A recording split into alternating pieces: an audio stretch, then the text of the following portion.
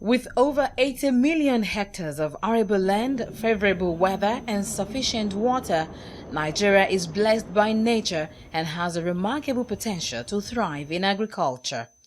To unlock the potentials in agribusiness and drive youth employment, governments at the federal and state levels have over the years embarked on various agricultural projects, experimenting with models meant to boost food production and export earnings.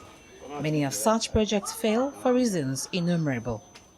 About 8 years ago, the government of Kwara State in north-central Nigeria invited a group of white Zimbabwean farmers for a public-private partnership in commercial agriculture. Agriculture as an economic driver requires a major approach to it. In other words, it cannot be approached from the same level as we've been approaching subsistence farming in the past. That's why all activities we've had in the past relating to agri transformation has not worked and has not changed much in terms of the agroeconomy we expect to see. One of the things we were able to achieve with Shonga Farms was that yields in some of these crops that were above the national average were able to be achieved there. For example, in cassava, we were one of the first set of people to achieve the 40 tons per hectare margin in cassava production in Kwara State. A long record of failed agricultural initiatives in the country raised doubt on the viability and sustainability of Shonga Farms. We've successfully exported cassava chips to both Israel and then to China. One of the very few rare cases of successful exportation of such product, because we're able to not only meet the quality standard, but also the presentation and the timeliness. And then everything is going pretty well there. The business has grown. This was a business that started with was valued at about 3 billion. It has risen to about 5.6 billion in value. And a lot of additional things has come into it. The farmers have come together, partnered to form companies for value addition. To verify the claims, our team visited the farms for first-hand assessment. Ryan Farm is one of the 4 poultry farms located in the Shonga district, about 100 kilometers from the state capital. This farm has a capacity for raising 40,000 broiler chickens in automated pens. But yes, look, we're looking at expansion.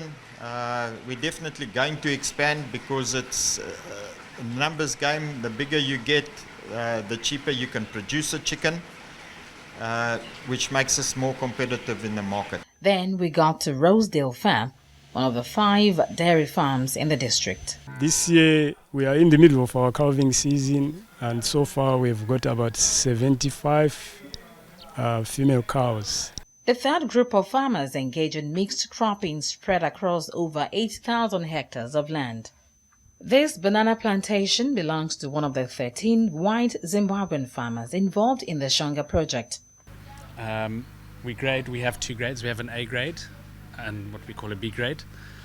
The A grade is for the supermarkets, the ones we supply in Lagos, Abuja, Ibadan, all over Nigeria. A 5,000 tons capacity feed mill, 10,000 birds capacity slaughterhouse, and a 15,000 liters per day milk processing plant are also on the farms. We have about 4 farms that are bringing milk to the factory.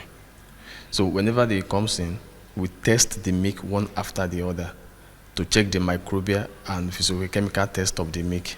While some of the produce are processed on the farms, some are supplied to companies and major supermarkets across the country and others for export.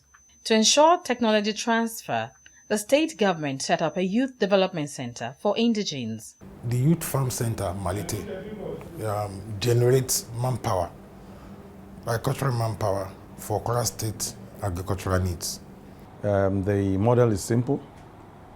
We have a training on an 80-20 basis where 80% is practical, 20% is theory. It has been simplified. We are training these youths such that they can practice commercial farming, mechanized commercial farming with their localities. But for 30-year-old Saka Tajuddin, a local farmer in Tafa, an area in the state, embracing commercial agriculture is being hindered by lack of funds. 50 acres. On my 50 acres farm, I have maize and cassava. Buyers come to the farm to buy, and I also take some to the market to sell after harvest. A máa ń gbé lọ sí ọjà. Oko tí ẹ dá ó tó éka mélòó? Ó tó éka mẹ́wàá. I cultivate up to 10 acres of farmland, which I sometimes use tractor. For quick cultivation of maize when there is little rainfall, I use hoe. There is no government input here. We rent the tractors from private owners at an exorbitant rate.